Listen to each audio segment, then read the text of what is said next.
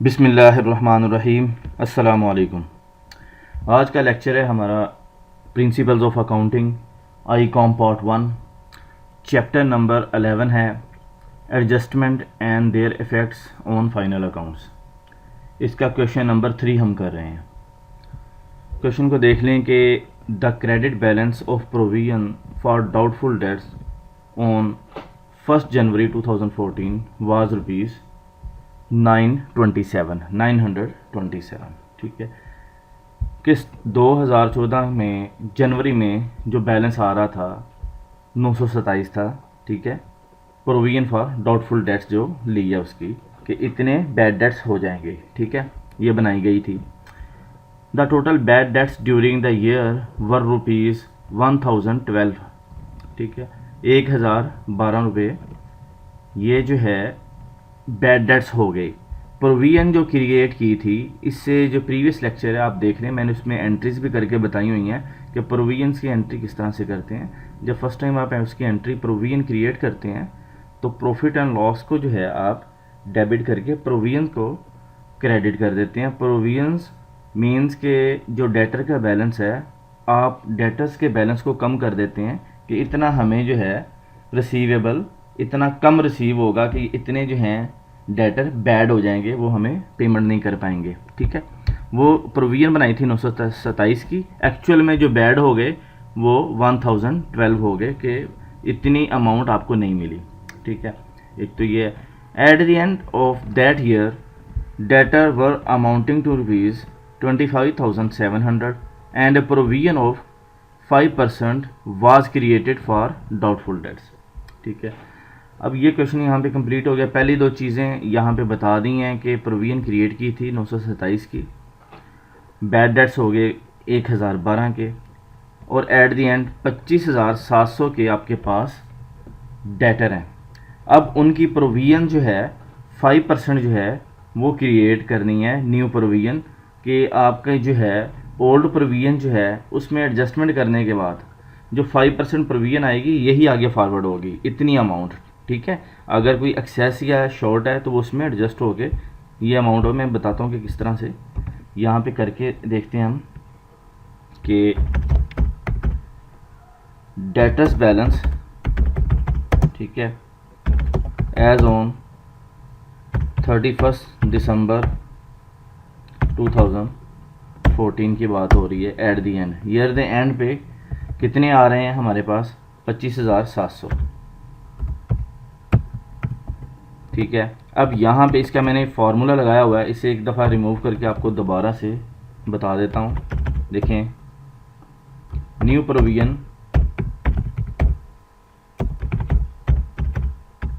Increased eight, यहाँ पे लिखा हुआ है कि 5%। ठीक है, प्रोविजन जो बनाई गई है वो 5% पे है। ठीक है, 5% किसका? डेटर्स की अमाउंट का, कि ये जो डेटर हैं इसमें से 5% हमें नहीं मिलेंगे। ठीक है, अब जो पहले से बनी हुई है वो एडजस्ट हो जाएगी। देखिए 1285 रुपये आए हैं। ठीक है, प्रीवियस जो थी 927 थी उसमें ये एडजस्ट होंगे। ठीक है, 1012। ठीक है, अब जो 1285 है नेट जो अमाउंट आगे फॉरवर्ड होगी वो ये होगी। वो किस तरह से होगी वो मैं आपको करके दिखाता हूँ। अब हम यहाँ पे प्रॉफिट एंड लॉस में उसे कर लेते हैं कि जैसे प्रोविजन जो है हमने बनाई है ये कितनी आ रही है न्यू प्रोविजन्स। ठीक है,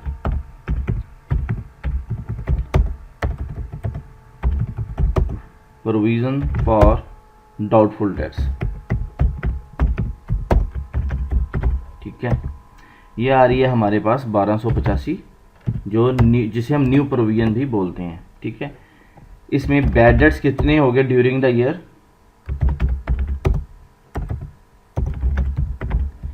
बैड डेट्स जो हुए हैं वो हुए हैं 1012 के 1012।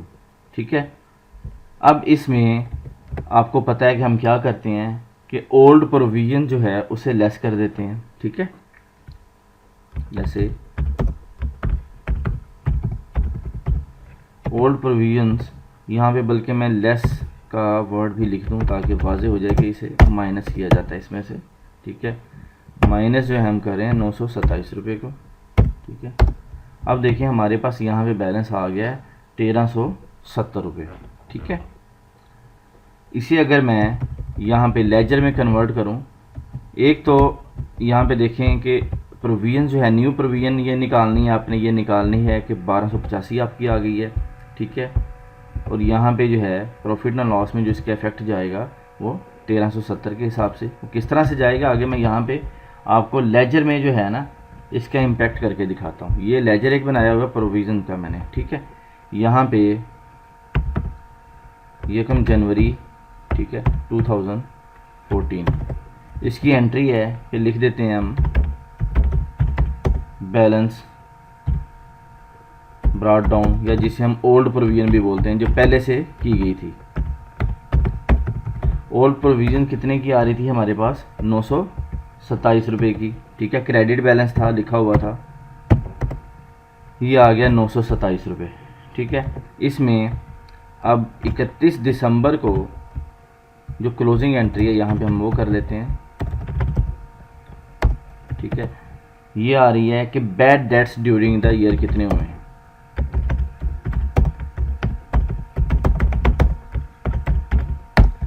ठीक है। वो हमारे हुए 1012, ठीक है।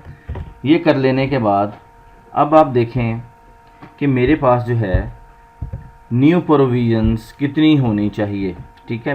प्रोविज़न थी 927, एक्चुअल में बैड डेट्स हो गए 1012, ठीक। तो मेरी प्रोविज़न जो है वो माइनस में चली गई 85 रुपीज़ के साथ, लेकिन मेरी प्रोविज़न होनी कितनी चाहिए?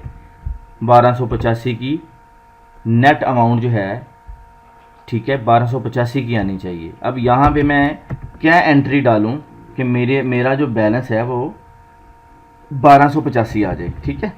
अब यहाँ पे आप जो है वो एंट्री डालेंगे कि न्यू प्रोविजन,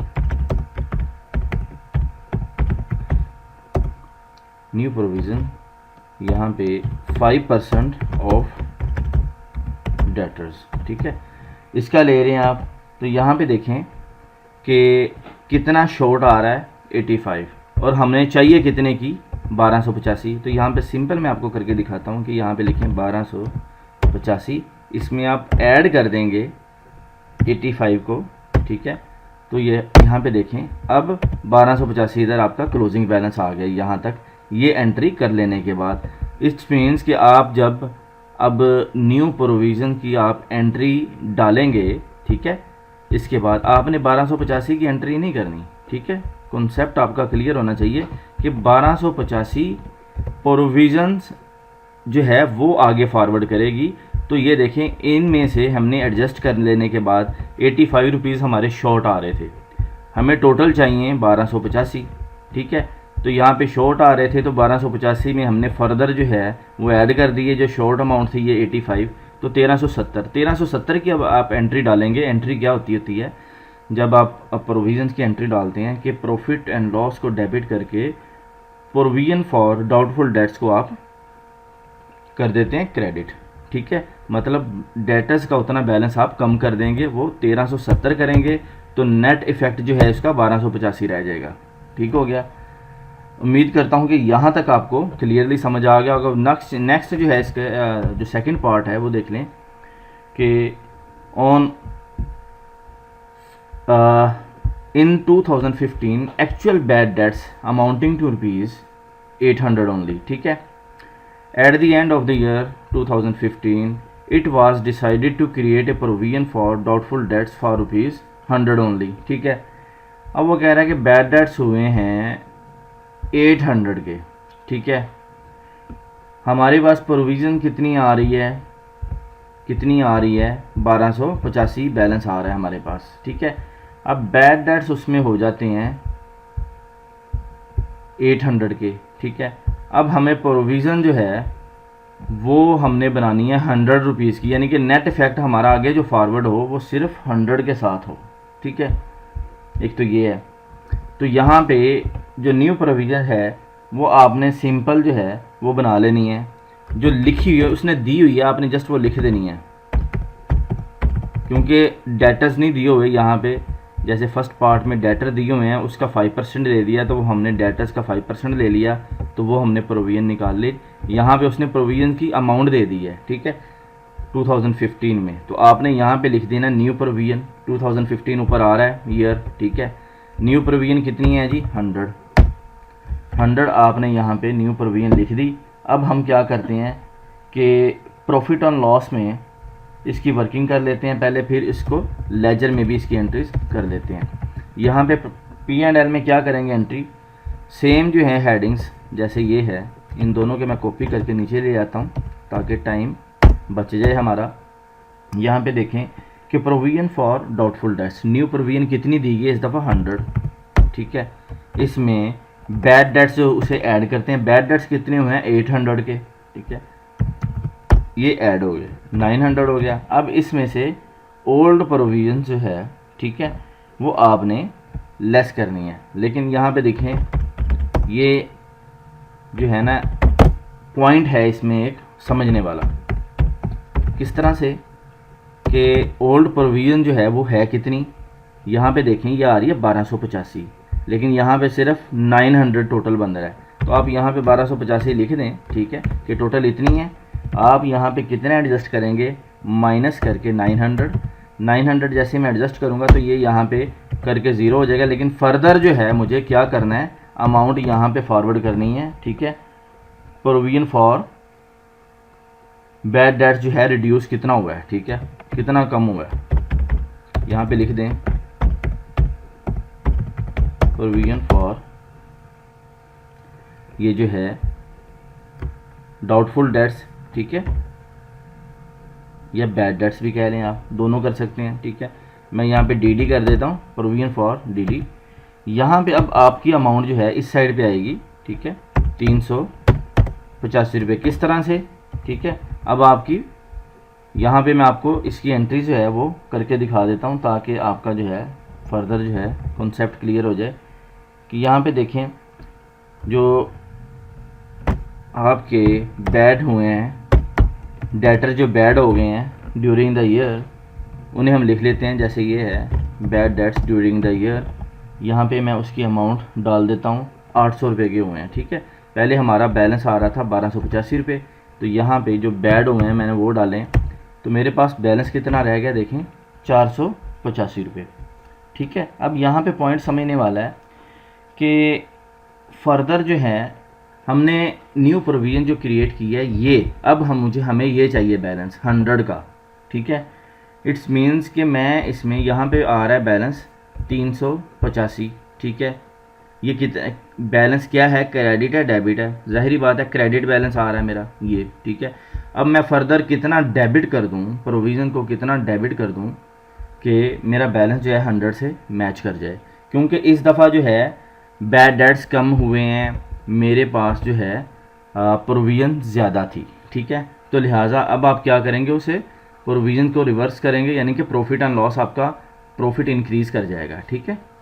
अब उसे आप क्या करेंगे कि यहाँ पे एंट्री प्रोविज़न फॉर जो DD 385 रुपये आया है, ठीक है, इसे आप यहाँ पे लिख दें। यहाँ पे जैसे मैं लिख रहा हूँ कि 385, ठीक है, न्यू प्रोविज़न, ठीक है, ये आपने न्यू प्रोविज़न, ठीक है,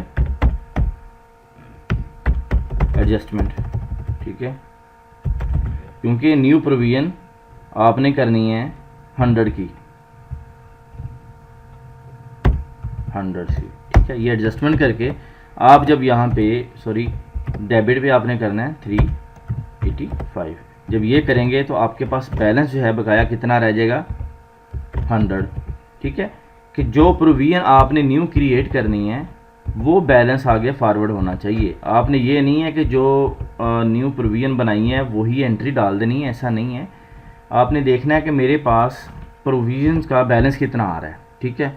अब उसमें से मैं कितना ऐड या लेस करूं तो मेरे पास जो है ये बैलेंस आ जाए, ठीक है। जैसे पहले हमने ये 1285 चाहिए था, तो वो हम यहाँ पे लेके आए हैं 1370 को यहाँ पे ऐड करके क्रेडिट करके, ठीक है।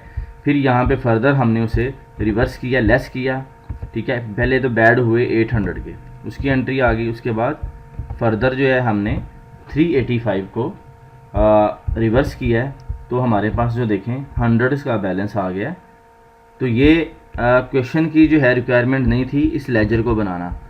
लेजर को बना के इस तरह से आपके कॉन्सेप्ट क्लियर हो जाते हैं कि पता चले कि यार मैंने आगे जो है फर्दर आगे अमाउंट कौन सी लेके जानी है। अब 1285 न्यू प्रोविजन आई है तो ये एंट्री आप आगे आप फॉरवर्ड नहीं करेंगे, आपने ये बैलेंस आगे बनाना है कि मेरे पास 1285 आ जाए। जैसे ये यहाँ पे पहले हमने फर्स्ट पार्ट का बैलेंस बनाया 1285, उसे बनाने के लिए 1370 को हमने यहाँ पे ऐड किया। ठीक है, मैं कलर देता जा रहा हूँ। ठीक है, तो इस तरह से अब लास्ट में जो है जो एडजस्टमेंट हुई है हम न्यू प्रोविजन में वो हमने 385 की है।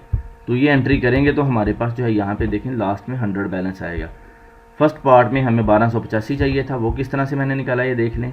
और सेकंड में हमें 100 चाहिए था, वो हमने एडजस्ट करके किस तरह से ले लिया है। ठीक है, इस तरह से ये लेजर बनता है, इस तरह से ये वर्किंग करता है। सिर्फ ऊपर ये जो है क्वेश्चन ये कर लेने से आपका कॉन्सेप्ट क्लियर नहीं होना था, इसलिए मैंने कंप्लीट आपको बता दिया। उम्मीद करता हूँ कि आपको अच्छे से समझ आया होगा। फिर भी कहीं पे कोई कन्फ्यूजन है तो मुझे कमेंट करें। मेरा नंबर दिया गया है डिस्क्रिप्शन में, आप मुझे व्हाट्सएप या कॉल भी कर सकते हैं, मैं इंशाल्लाह आपको फ़र्दर एलेबोरेट कर दूँगा। वीडियो को लाइक करें, अपने दोस्तों के साथ शेयर करें, और अगर आप इस चैनल पर नए हैं तो प्लीज़ इसे सब्सक्राइब कर दें। Thanks for watching my video. अल्लाह हाफिज़।